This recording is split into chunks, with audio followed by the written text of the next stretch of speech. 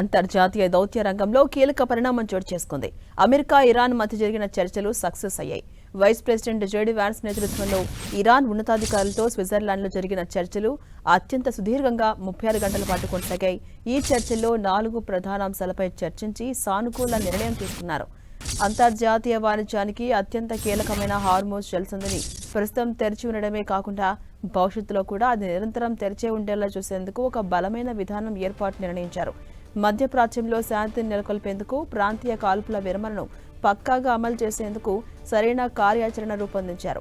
చాలా కాలం తర్వాత మొదటిసారిగా తమ దేశంలోకి అంతర్జాతీయ ఆయుధ అణు తనిఖీ అధికారులను అనుమతించేందుకు ఇరాన్ అంగీకరించింది. దీంతో ఈ చర్చలు ప్రపంచ శాంతికి, మధ్యప్రాచ్య ప్రాంతంలో స్థిరత్వానికి ఎంతో కీలకమని అంతర్జాతీయ నిపుణులు అభిప్రాయపడుతున్నారు.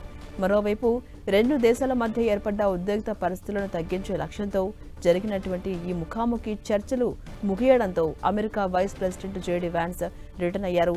సుదీర్ఘమైన ఈ శాంతి చర్చలను ముగించుకుని తిరిగి స్వదేశానికి ఆయన పయనమయ్యారు. ఇక ఇరాన్తో దౌత్యపరమైన చర్చలపై America vice president JD Vance కీలక వ్యాఖ్యలు చేశారు. స్విట్జర్లాండ్లో గడిచిన 36 గంటల సమయం అత్యంత ఫలప్రదంగా సాగిందంటూ ఆయన పేర్కొన్నారు.